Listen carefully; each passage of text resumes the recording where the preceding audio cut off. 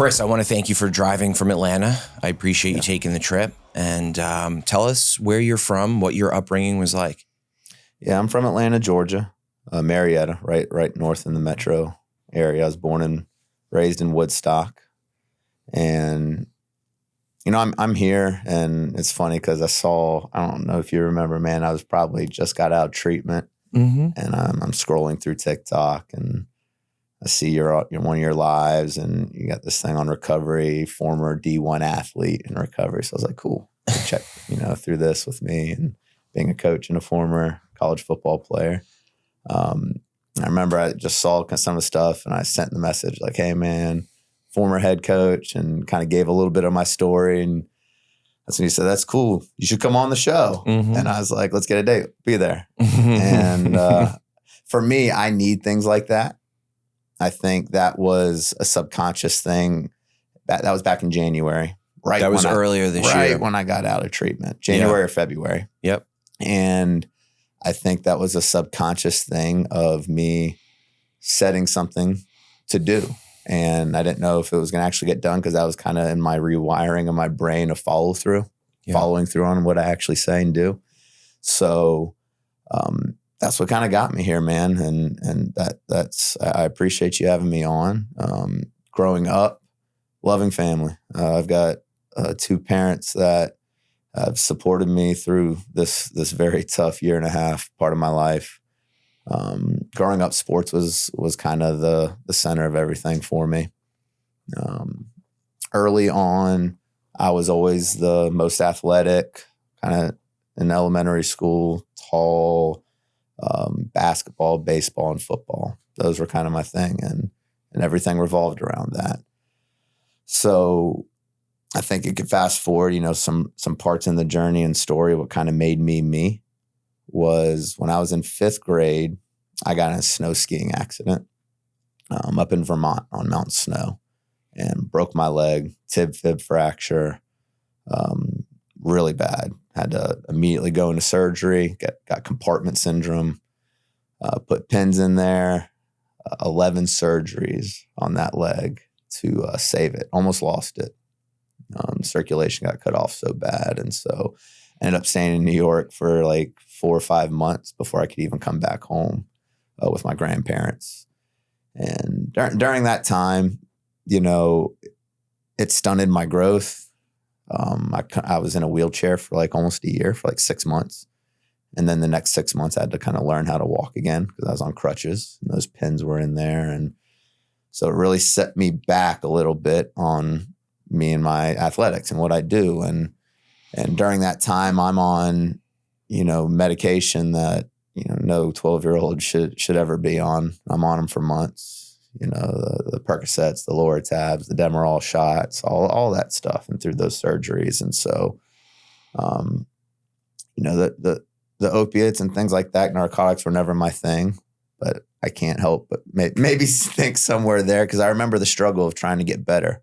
And there were some stories my mom talked about that, I'm 12 years old not knowing, and I'm starting to heal, and she hears cabinets like downstairs rattling, and I'm like, Mom, my leg hurts, it hurts really bad. And she's like, no, Chris, there's ibuprofen if you need it.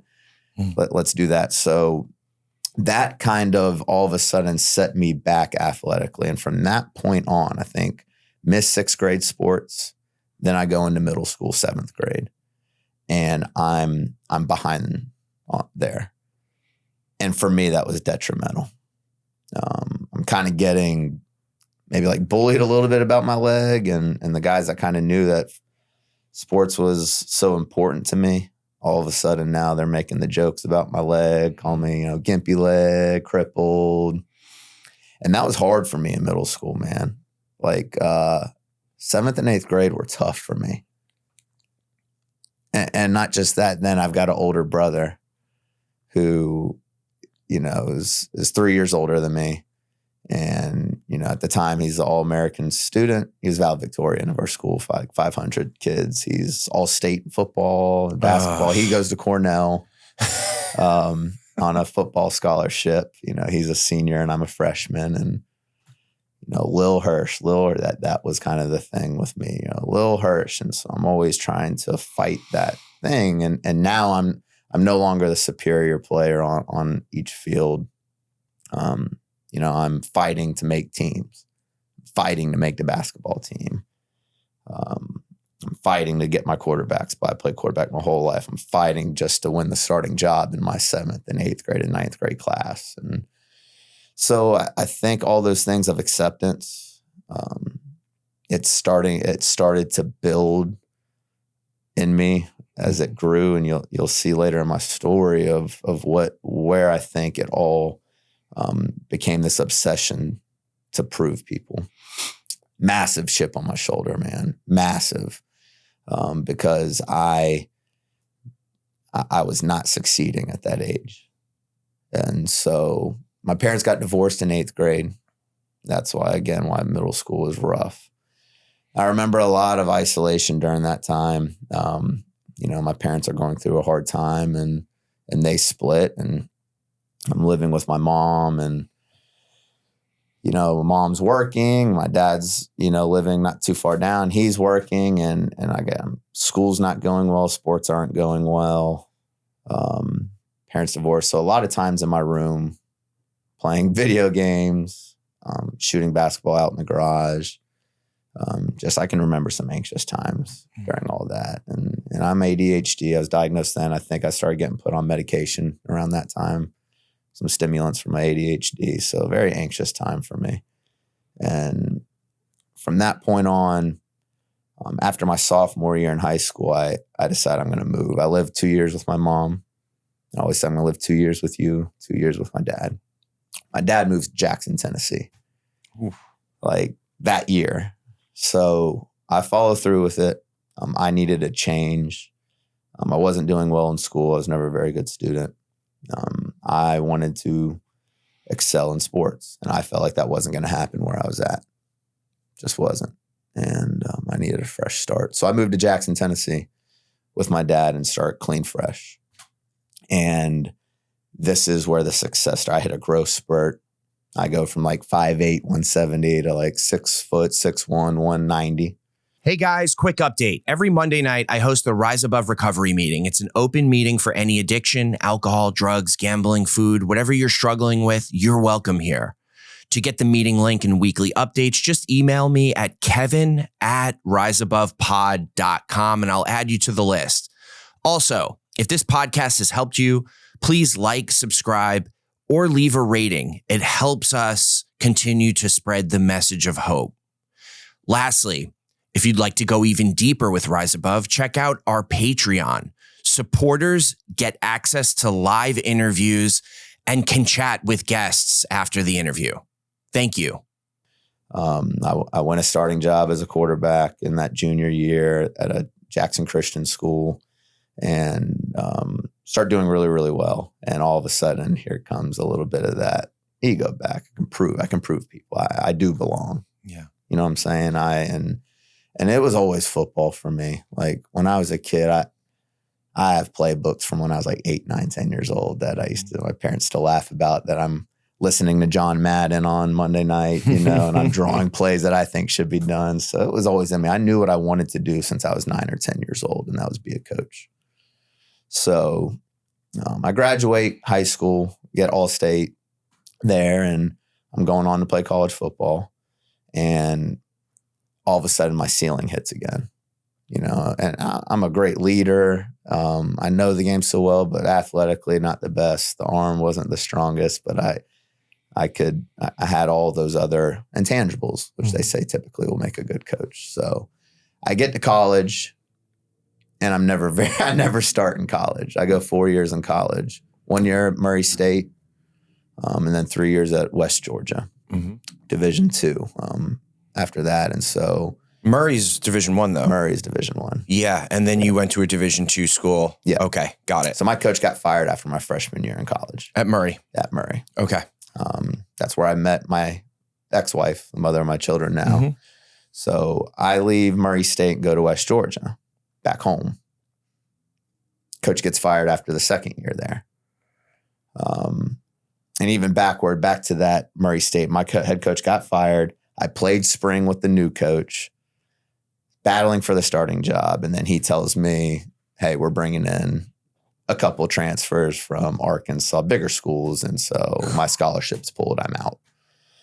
So I get to West Georgia, that coach gets fired. So now I'm in my third head coach leaving. So in my fourth year, I had 4 head coaches in 4 years. Never started, but I'm just obsessing with, I knew I wanted to be a coach. I was like, I just learned 4 new systems. Yeah. 4 ways of doing things, how it should be done, maybe how I don't like. So, but again, I think that proving of like wanting to show that I'm very valuable. I'm very good. And so that's graduate there and I start high school coaching. And so by that start, I get to be offensive coordinator. My ex-high school head coach hires me right out of college in Huntsville, Alabama. And so we go, in our second year, we go to the state championship. Third year, win the state championship. Fourth year, we win 3 in a row. And what are you, assistant coach? When I was, as OC. So now we have some really good players, a couple of D1. And so all of a sudden now, here comes that craving. Yeah. For success, for winning. And I told you I'm worth it. Yeah, like I told you know what I'm saying? It checked all those boxes for I fucking me. Told you all. Yeah. And look where I'm at. It's ego, man. At that point, I had no idea. It wasn't about me. I didn't think it was, but looking back now, it was feeding a monster. I remember some assistant coaches older on that staff that were telling me like, you better love this because this doesn't happen. I was like, it's always going to happen. What are you talking about? Yeah. When I'm involved, it's always happening. Yeah. This is how it's supposed to be. Yeah. State championships. 3 times in a row. No. So I think it set a standard right away for something that wasn't going to be obtainable for, a long term. So staying on that coaching career part, I'm there for 5 years and then I come back to Georgia and right away hit a big school from my hometown as OC and, boom, we go 10-0 there in big 7A Georgia. And that was a big thing of people saying, well, now this is Georgia. So then kind of we become very successful there too. And, my son had been born.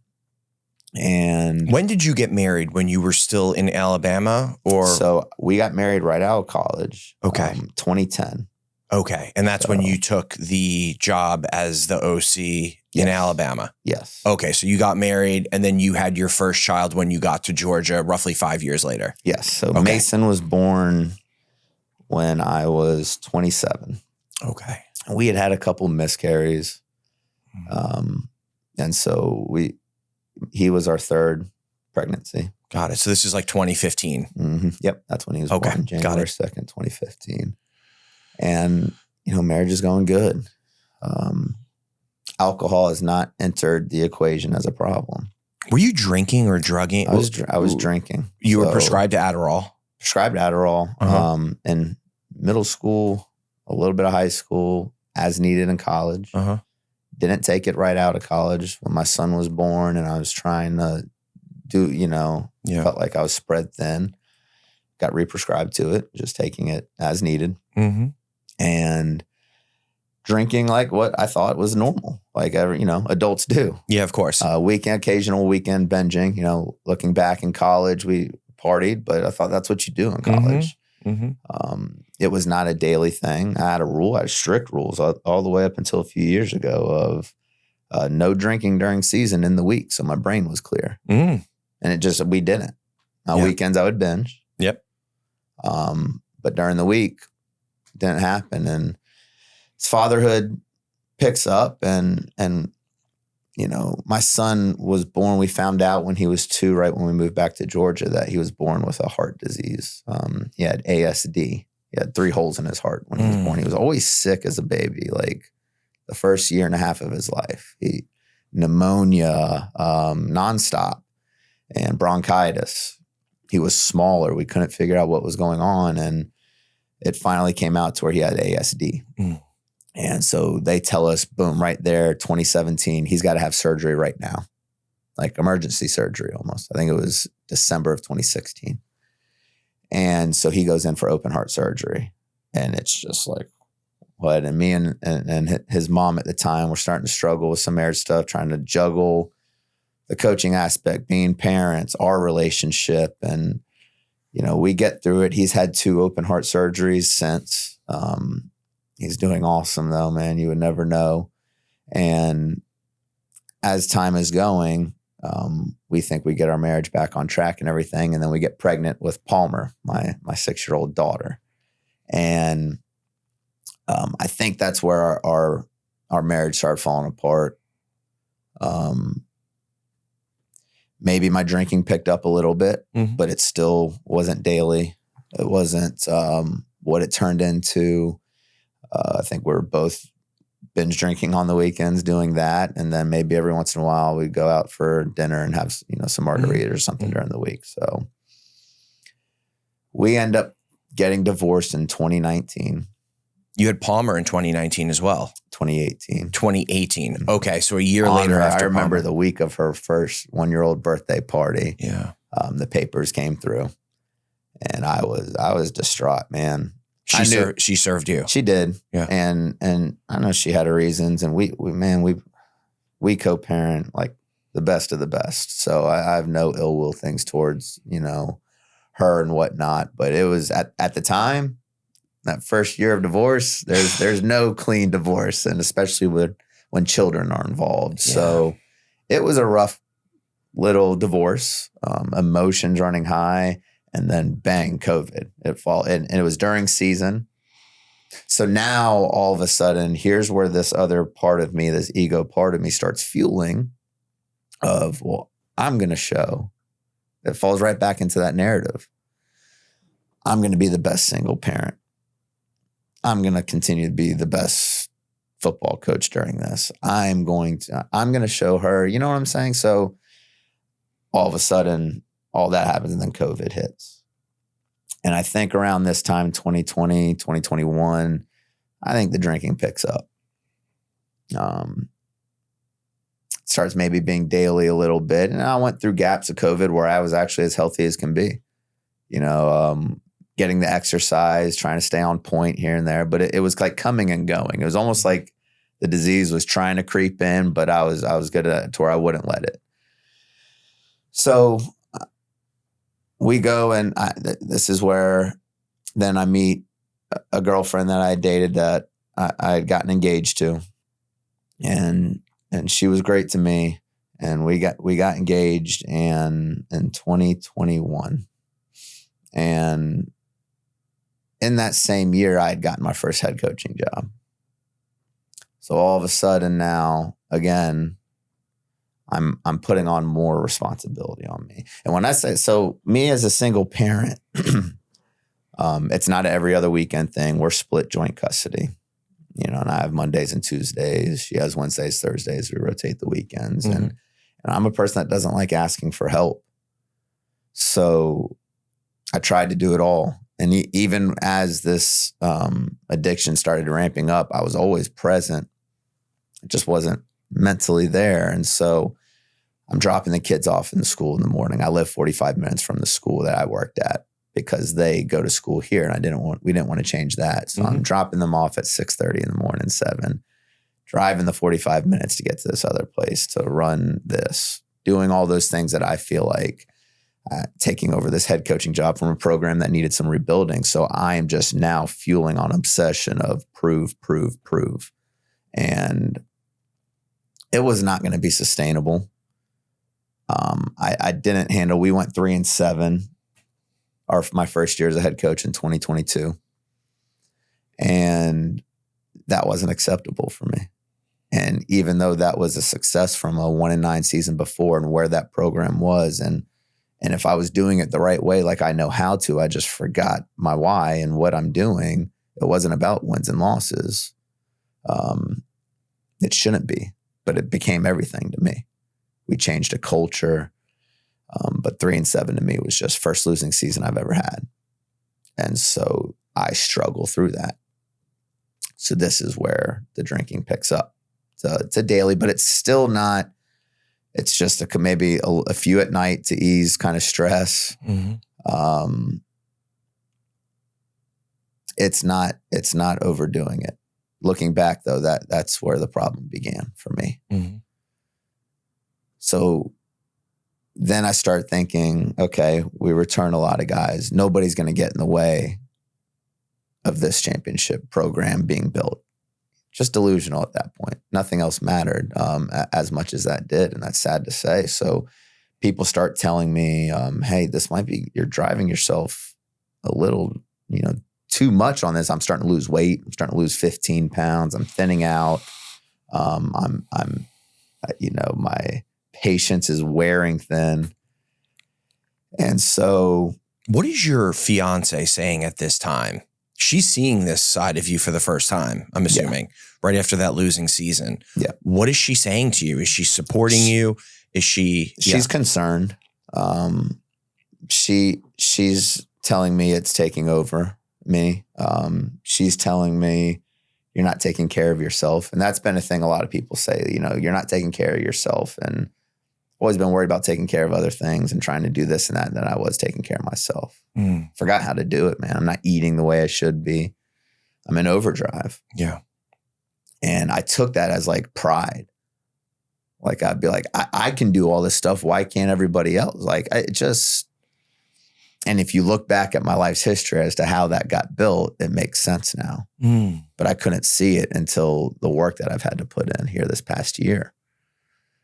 So our relationship starts having issues, and, alcohol is now affecting relationships, is now affecting my work. I'm starting to become a shell of myself a little bit.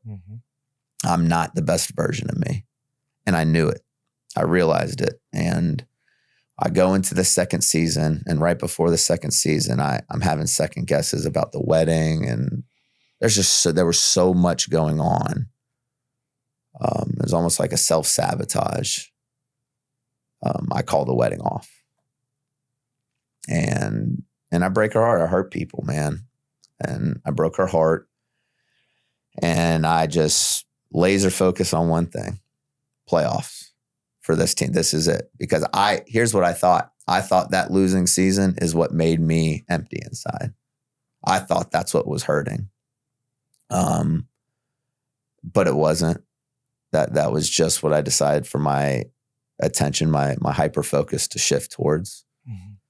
And so I go through that season, and we make the playoffs.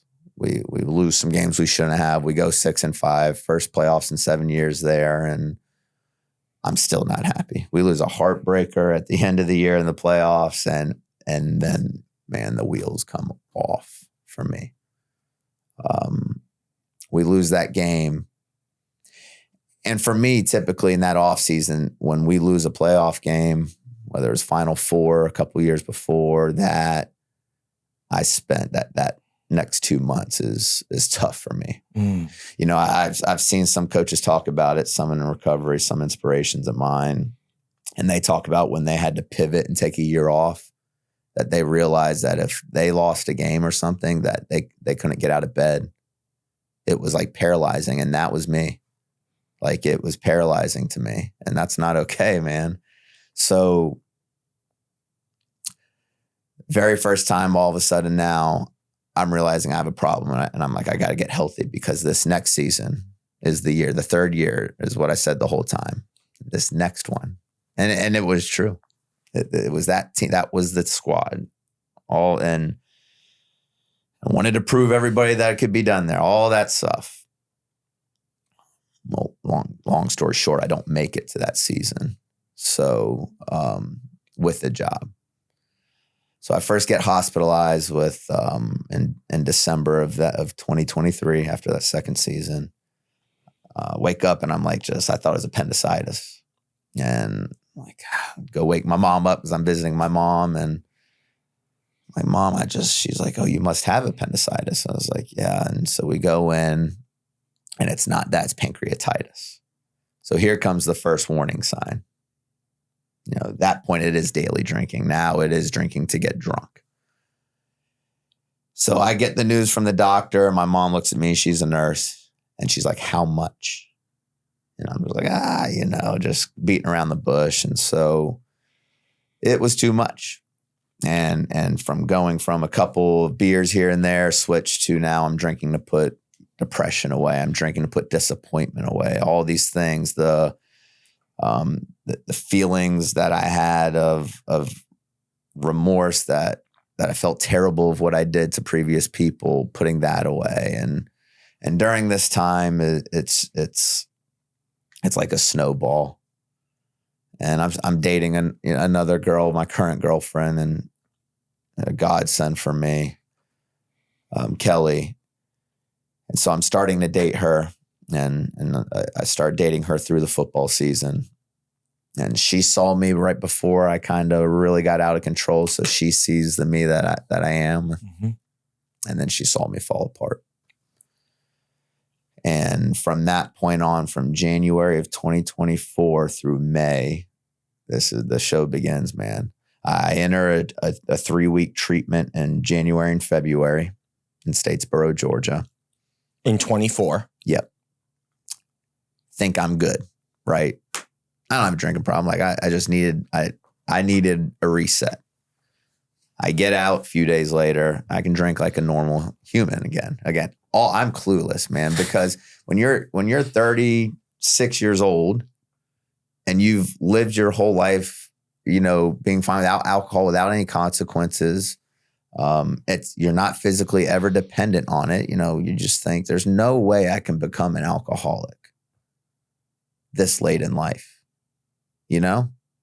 So all of a sudden I pick back up thinking I can just go back to drinking like a normal human, and it gets worse within 2 weeks. I developed this thing in my voice where I was hicking up in my talk. So now I can't have a normal conversation sober because now I'm trying to run the weight room. I'm trying to talk to my team, and I'm fully exposed nonstop.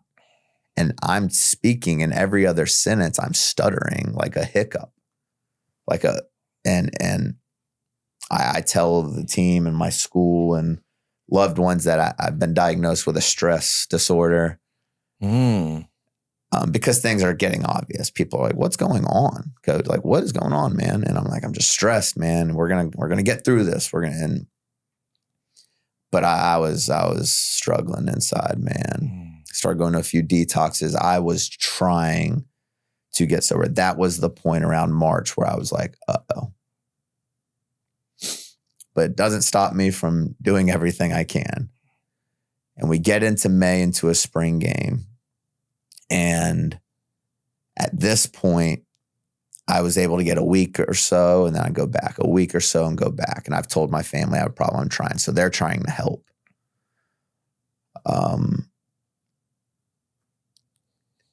The week before spring practice starts, I'm shaking so bad trying to stop. I couldn't show. I felt like I couldn't even go to practice.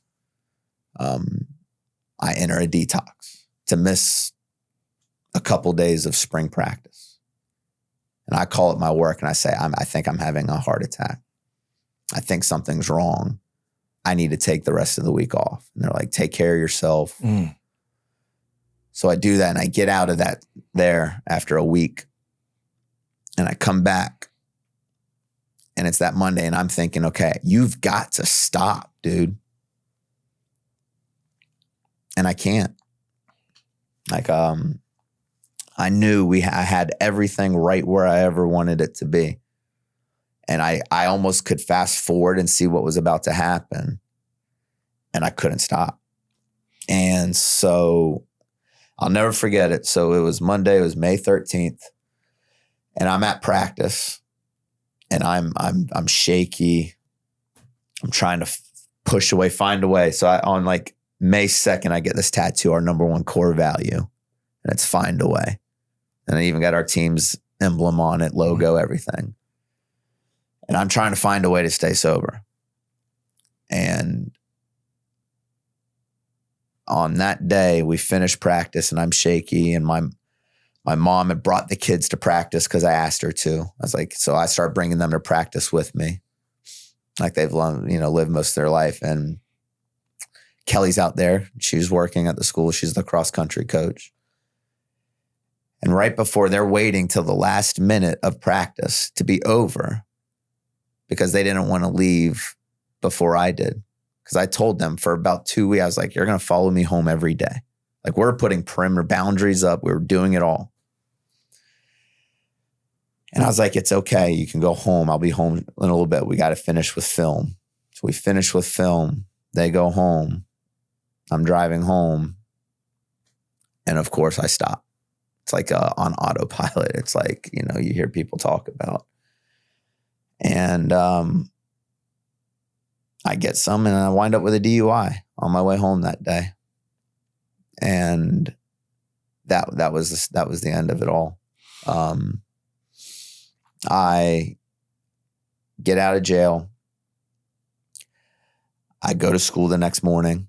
We're playing our spring game in 2 days against the team I just came from. I was offensive coordinator at. And here I am, prove. Well, I'm broken now. And I'm like, I don't know what to do. Do I tell my it's like, I'm going to get through. I'm not going to be a distraction. I'm going to get to that game and then I'm going to tell my school. So we do that. And when I tell my school, and I'm ultimately asked that week to step down as head football coach. And bro, it was like my life was completely over. That had become 100% my identity. And it was like my identity was completely taken away from me. What was the conversation?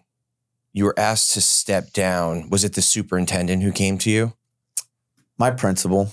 The principal came to you? And he knew. There was months before he had pulled me and was like, are you okay? Don't let this head job, he was an ex-coach, don't let this head job kill you, man. I was, no, it's okay. Like, I just so obsessed with the results of what I wanted. And I think he knew. I think if it was just a mistake that I had made and nothing showed prior, and he knew I wasn't struggling with something, I think maybe something could have been worked out. But he did for me now what I was so angry about, because I was so angry. It was a moment where God had tried to warn me for 6 months. He tried to warn me with pancreatitis. He tried to warn me when I got out of rehab that I first decided I was going to go to rehab. He tried to warn me when I went back in one more time to detox. I self went in. I was like, Mom, take me. She's like, school's going to know. I was like, I don't care. And then finally, he did for me what I could not do for myself, and he removed me from the situation. And that's what I know today. And that's how that's how I know my journey started, because it took months of shame and pain and anger. Why? But all along, if I never got that on my way home, if I never got that DUI and I go through that season, I don't know where I would be, dude, because I wasn't going to stop. It wasn't going to stop. It was going to be more drive. And I remember just weeks before, I was sitting in my office and I remember we're doing depth charts, we're getting and I'm like, man, look at that. I mean, we were turning like 17 starters. We had a couple kids coming. We're moving. This team is now player-led leadership. I mean, their mentality, they're driving the boat now. And I could almost let my hands go, but I sat there and I cried in my office because I was like, there's no way I'm going to hold on to this. Wow. And I was right. So that was the start of a whole new life for me. It was almost another self-sabotage moment, just like the engagement. Yep. I want to go, that happened on May 13th when you got the DUI.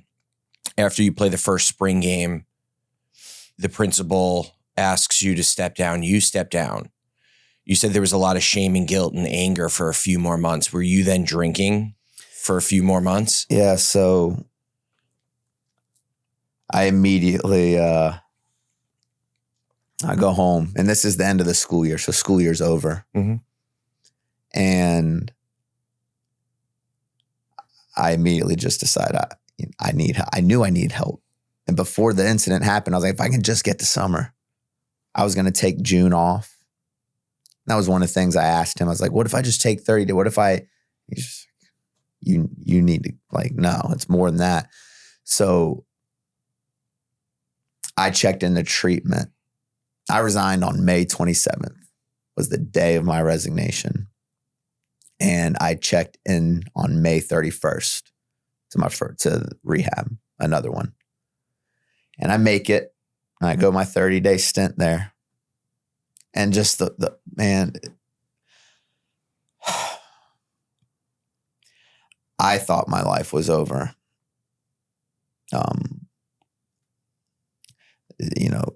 My children have been the most important thing for me, always. They've always been my rock for me. They've always been more important than football. Football was always next in line. I then get stripped away of everything. So I enter this treatment now. The whole state knows. It's all over social media. Coach gets a DUI? Yes. And I thought my career's over.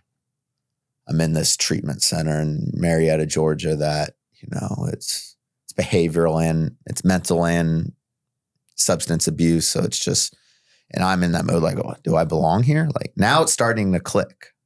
Like, this is bigger than what I was handling it with.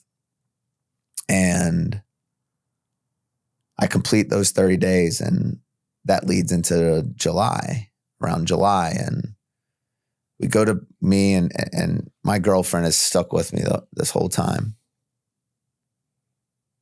And she believes in me. So I get out, and we go on a birthday trip. My birthday is the 4th of July. Another indication. But we go to Panama City Beach, spend the whole week, stay sober, everything's good. Come back, and I am so like upset, depressed. I'm like, there's no way I'm going to not drink again. So I start hiding the drinking. I drink again, and boom, it takes a week and a half, and I'm back in detox because my body's now rejecting it. Like, my body couldn't handle it. I'd finally gotten it out of my system for 30 days. I wasn't shaking. I drank for like 2 days, and without it, I'm just convulsing. So I go back into a detox, and my parents come, and they're like, you're not going out. You're not coming out of here unless we're going into a sober living. So I agree to that. And so enter up in a sober living in Roswell, Georgia. And it gets me through there. I'm there for almost 30 days. And August is rolling around. And I'm still in my mind thinking maybe I'll get another job somewhere. I'm still searching, whatever. But people are just like, you need to take care of yourself, Chris. And it gets to be August, and football's rolling around. And I just say, oh, hell no. And of course, I pick back up the night of the first game. Of the high school that you were supposed to be the head coach. Couldn't handle it, man. I was having issues detaching myself from there. And to this point too has not started of really affecting the time with my children yet. Even in these treatment centers and I'm still right there by my kids. So I'm still seeing them on my days during the week. Now, mentally I'm broken, but I'm still at least getting to see them. Nothing's being threatened there. Mm-hmm. So that happens, and I call my mom, and I said, we got to go back to Statesboro. I got to go back to Statesboro. And she was like, are you serious? Like, I was like, now. And I'm at my house, and Kelly's coming to me, and she's crying. She's like, why again, Chris? Why? And I'm just like, at this point, I'm like walking out the house, down there, leave me alone. Just a mess, man.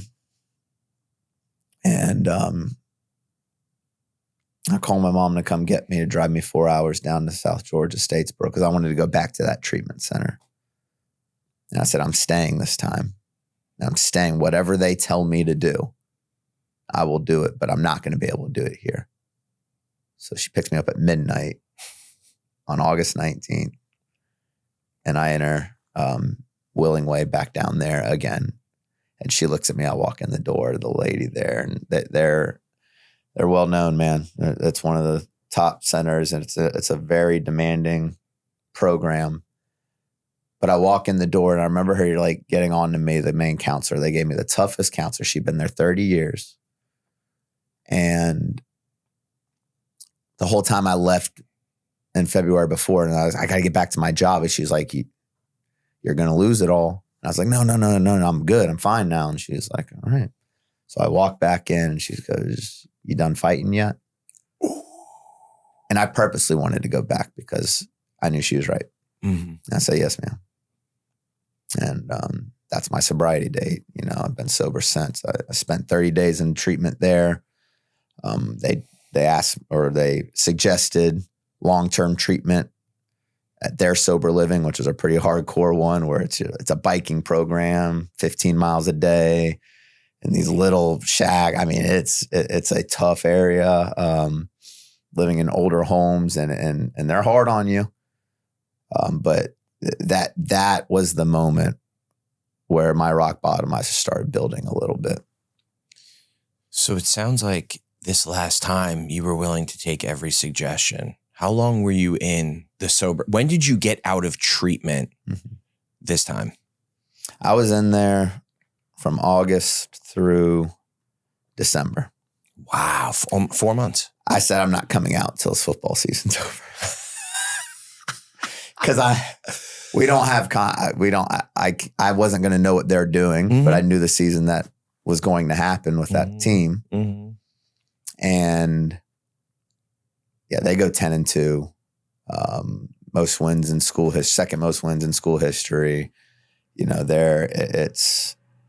and I'm so proud. Now I can sit back. I'm proud of that. Mm-hmm. Like I am, because that was the mission all along. Yeah. And it was supposed to be about that school and those kids. Yeah. Not about me, you know? And that took a long time to accept, a very long time in treatment. And so when I got into the sober living aspect, which was an extension of Willing Way, and they all work under the same umbrella, and that main counselor was the head of the sober living. So she knew how to push my buttons. So we get to that sober lit. I get there, and I'm there for 4 months, and she makes me house manager. And she was like, well, sounds like you didn't know how to manage a program and staff before. What better way to learn better than to manage 19 other addicts or alcoholics? Touche. So she tried to rip that identity away from me. She didn't allow me to talk about football. Other people will call me coach. She's like, nobody's allowed to call him that. Mm.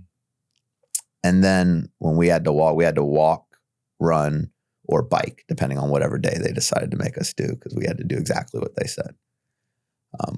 We had to walk past Statesboro High School, which is a big practice field and big high school, to get to IOP every day, you know, at 8 a.m. to 12. Well, they practiced every morning at 6:30 a.m. to 8 a.m. right there. And she made me every single day. I remember the first time I'm coming up that hill and I hear the whistle blowing. I'm like, fuck. Yeah. And so I see it, and I go past the school as quick as I could. And I asked her the next day, I said, is there any way I could go a different route so I don't have to see that team out there practicing? You know, because it's for me. And I know a lot of people might not understand that, but like when you think about what was most important to you, what was your identity? Other than my kids, I had already said my identity became that football coach. So when that was ripped from me, like everything about football hurt. Everything. Anybody wanted to talk about it, I couldn't watch it. Couldn't see anything about it. And she's like, no, you're going to watch this. She goes, actually, you can be late to IOP. She says, you're going to stop for 30 minutes. You're going to watch that practice. Wow. And then you can come to IOP and we'll talk about it.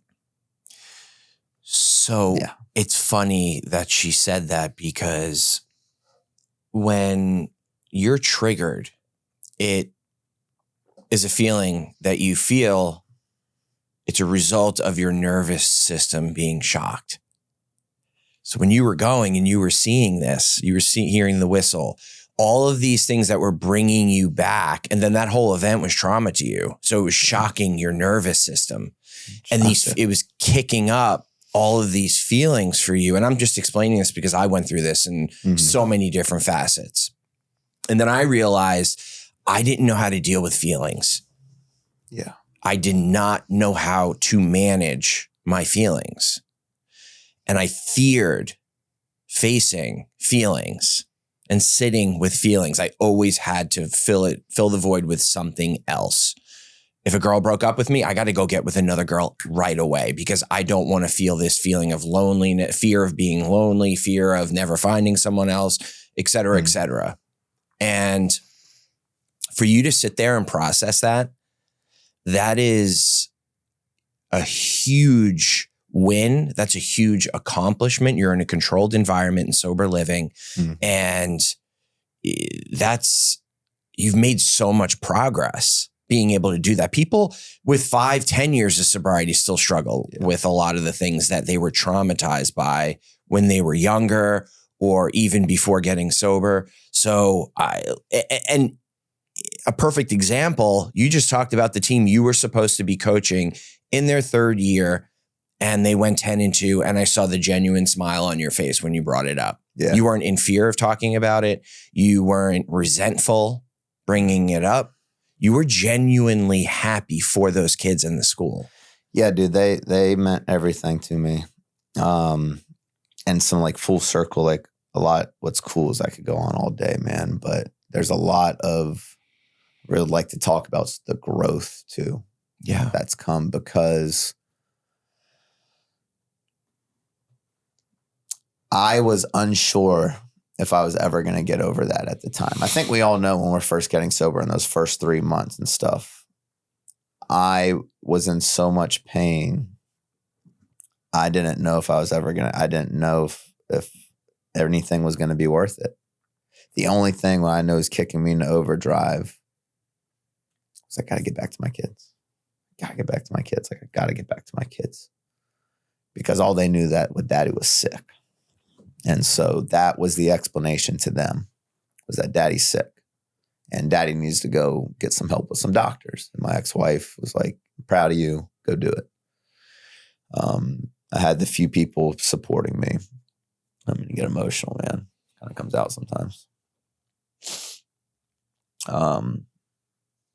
So those moments that forced me into it. So once I made the decision that I was in there and I was going to go one or two ways.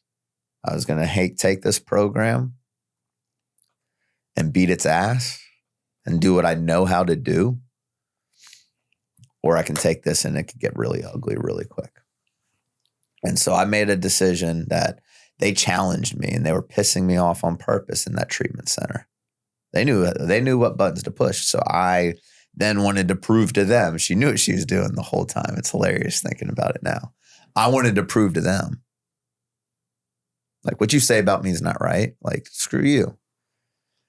And the whole time getting the counseling, and all they wanted, they didn't say it out loud till towards the end. All they wanted was for me to start proving it to myself. And that didn't come for up until pretty recent.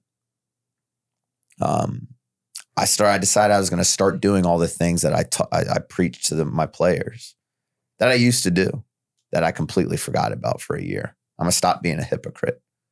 You know, if I'm going to hold them to the fire on how they're supposed to act on and off the field and take care of their bodies, take care of their family, and it, like, dude, what are we doing if you're not doing that? So I started living by my core values again. And the whole time I'm looking at this freaking tattoo thinking, find a way. Like God doesn't mess around. And that's what this journey, like, I'll never forget looking at in the jail cell or every morning at treatment, just like, oh, you're talking to yourself the whole time. So I was going to get 1% better every day. That's another big a huge thing of mine. 1% better today. We're not going to get 100% better. We're just going to get just 1% better today. And that was my treatment. I had a little chart and treatment where the days, and I could just put 1%. And over the course of almost 100 days is what I was there for 120. I could get myself back to where I needed to be. So I left that treatment center, but I'm still depressed. I got in the best shape I possibly could. I put on 20 pounds of muscle. All I did, man, I woke up early. All I did was eat deer meat. So we had a huge hurricane down there. It shut off the power to all of Statesboro for like 3 weeks, 2 to 3 weeks. So we're helping. I'm getting involved with volunteer work. I'm doing whatever. Like they told me to jump, it's how high. So I'm volunteering here. I'm going back to other treatment centers to run AA meetings. I'm trying to prove again, I'm using like what really buried me to get me back out in the right direction. Mm-hmm. And so we're helping at food banks. So I'm just collecting deer meat. They're giving it to me. I'm working out. I'm running. I mean, all of a sudden I've built myself into a version of me that I haven't been in like 10 years, 15 years. Mm. And God, when I talked about God doing for me what I couldn't do for myself, he also was able to realign my connection with him.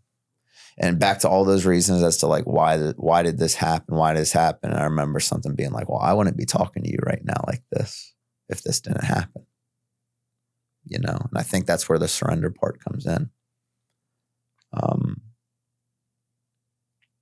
I could not do this without the faith and hope that things were just going to get better if I could just put one foot in front of the other, because there were some days I didn't feel like I could. Yeah. I lost my home in October.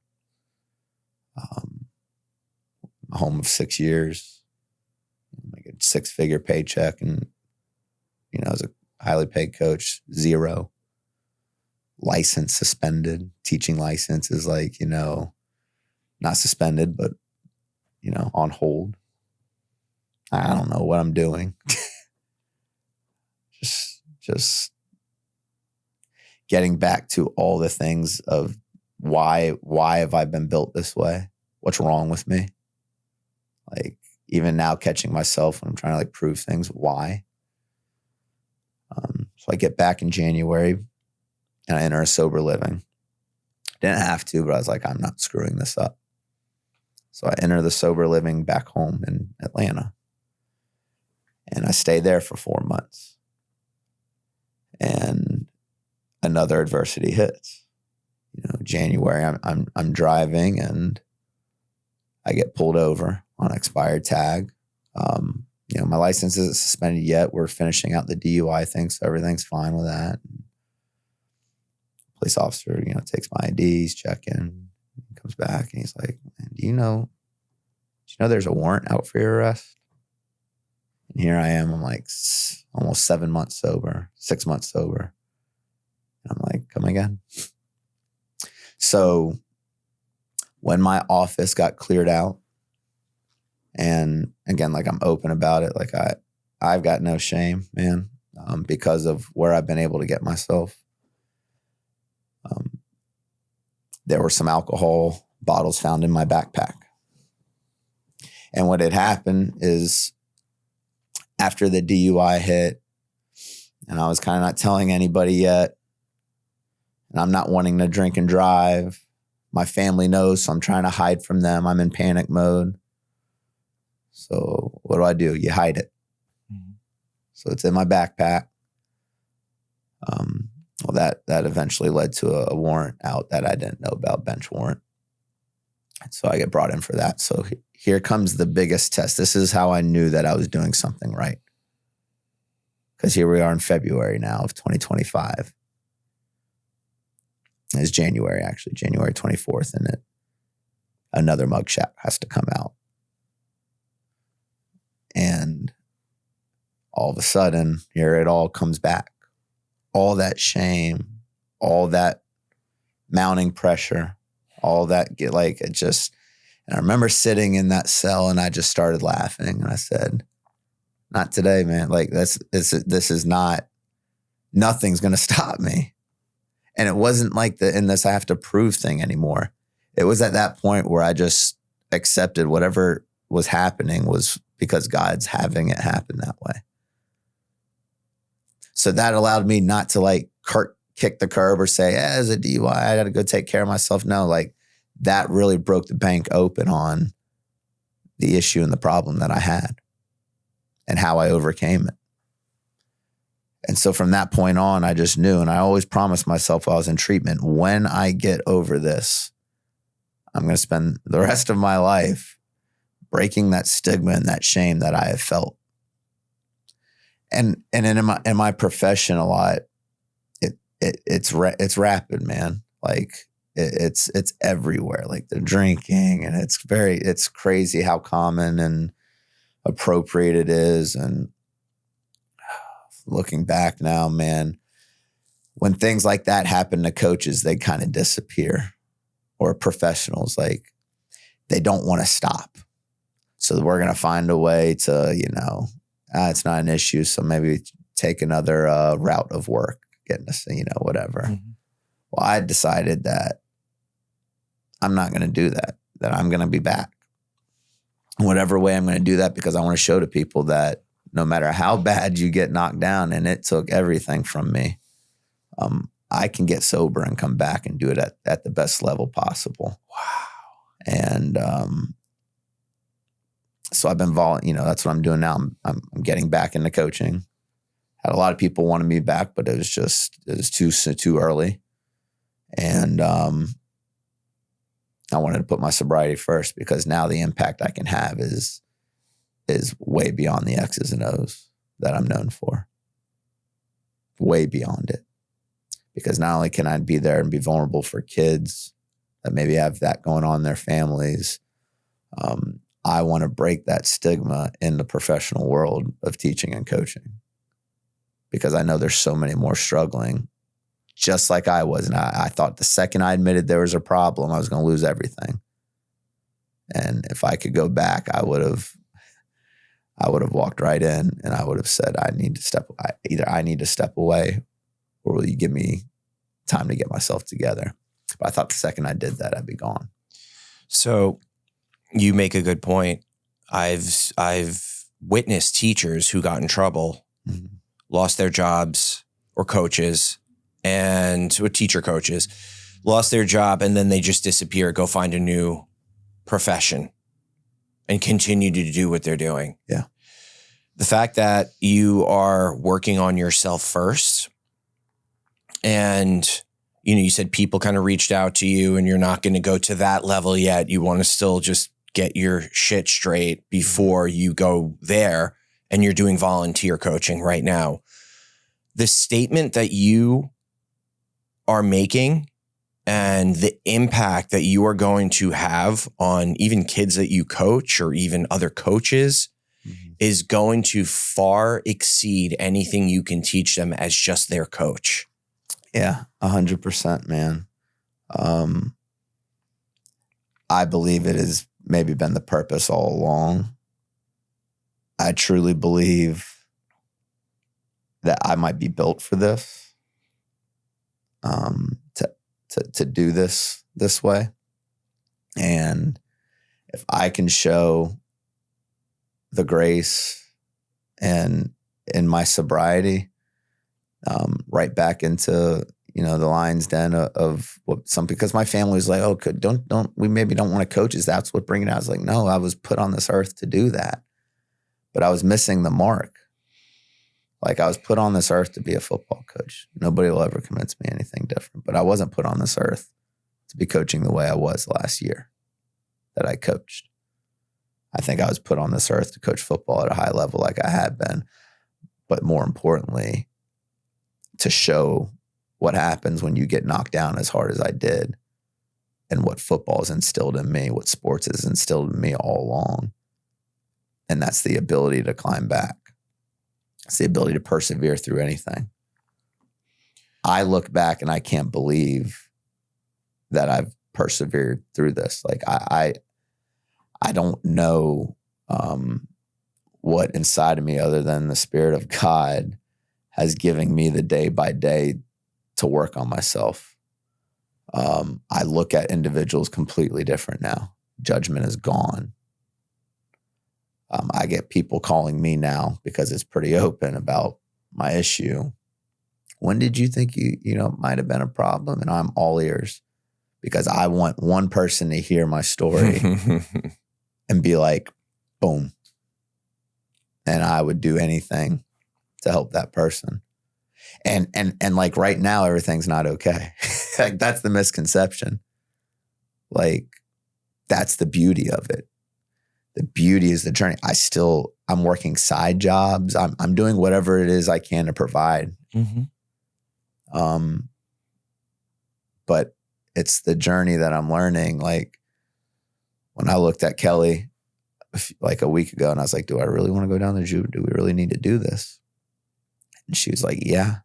She goes, this is part of it. This is part. And I was like, you're right. So we're going to go. And so us jumping in the car and not knowing what hotel even we're going to stay in, barely enough money to get the gas down here. But we did it. And we showed up at 5 a.m. this morning and parked at the beach and watched the sunrise here. And just emotions, dude. Because everything means more now in sobriety. Like everything hits so much harder. And I can actually sit and be content. The emotional stuff is out of this world sometimes. And I typically don't. But the fact that I can follow through without the means, without overthinking, without wanting to drink, without looking for that next rush, and actually make this trip and sit here with you, like from like 4 or 5 months ago, texting you saying like, hey, I think I want to come on the show. Are you kidding me? That tells me something's working too. And it's not for everybody to understand because everybody's journey is different and this one's mine. And yeah.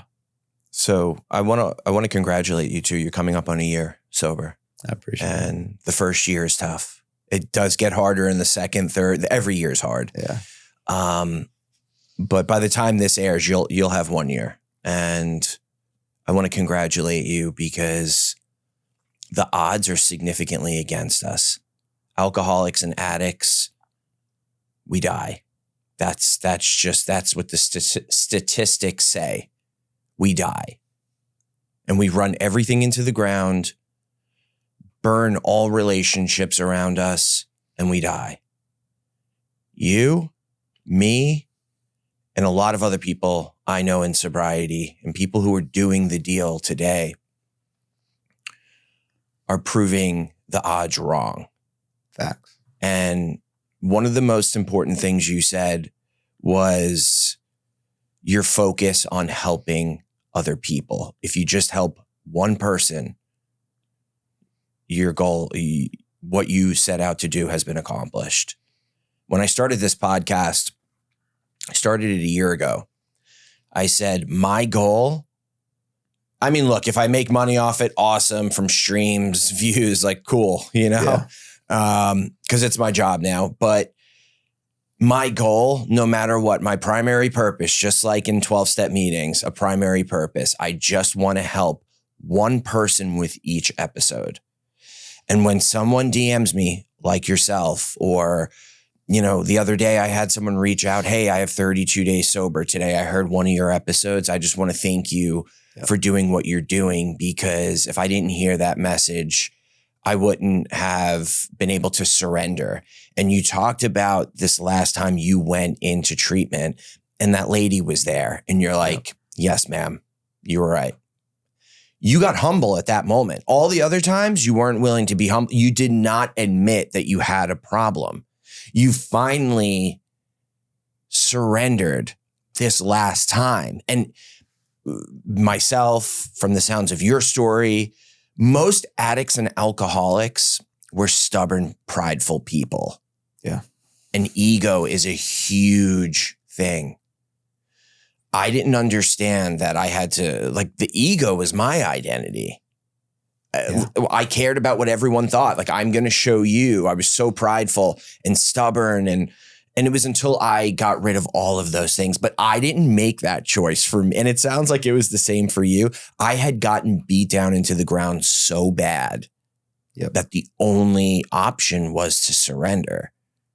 I had nowhere else to go, nothing else to do. I burnt everything into the ground. I was beaten to a state of humility, essentially. Yeah. And I had no choice but to surrender. And the last stop was recovery, sobriety. Yep. It's a beautiful thing. And you're doing the deal, man. I mean, you're helping other people, and they say you can't keep what you have, meaning your recovery, unless you give it away to others. And that means obviously by helping other people. Helping other people helps you stay sober on a daily basis. We have purpose today. Yep. Yeah, man. Like there's a couple people out there that are inspirations to me. And, a big role model of mine is, Lane Kiffin. Mm-hmm. And he has all of a sudden come out about his 4 years of his sobriety journey and being on podcasts and his stories of waking up and feeling crippled and not being the best version of himself after a loss. Mm. And him opening up with it, and the way he is, that happened right during mine. And that is so inspiring to me. Because I want to do those things. We all have people we look up to, and he's a big one for me. And there's Mike McDaniel, and there's all these guys that in the coaching world, there's very few that what make them great at what they do also was their biggest struggle. And when they were able to take away what that biggest struggle is, the most successful years of their whole life, not just on the field, but off the field, are happening. And so I wanted that. I want to do that in high school. I want to do that for other people. I started a little movement, a brand name of mine I call Move the Chains. And it's for people, professionals, athletes, coaches, whether it's an addiction, whether it's just the worst time of their life, because it's just moving the chains. It's the 1 day at a time mentality. Yeah. It's like, man, if I can just 1 yard at a time, like I had to use all of those little football monsters. Man, if I can I just got to move the chains today, man. So it's like I created that, and I'm thinking about getting creative of ways I can inspire, challenge other people to choose sobriety, like a sober season. Thought about that. Yeah. Like coming out and saying, like, who wants to do a sober season? If we're going to hold our boys accountable, what best way to show the discipline than to do it ourselves? Yeah. So there's a lot of things I'm excited about. What I'm happy is back to that surrender word, is like surrendering isn't just, think of it like surrender got me here. Like, and I've surrendered completely to God's path for me. And I thought that maybe if I didn't come down here and do this, I would miss something. I would miss an opportunity to meet somebody. I would miss a growth opportunity. But I'm very thankful I did. Yeah. I want to thank you for taking the trip and sharing your story, getting vulnerable with us, and your willingness to help so many people. You're going to go on and help a lot more. So thank you again. And I appreciate you sharing your experience. Yeah, man. Thank you.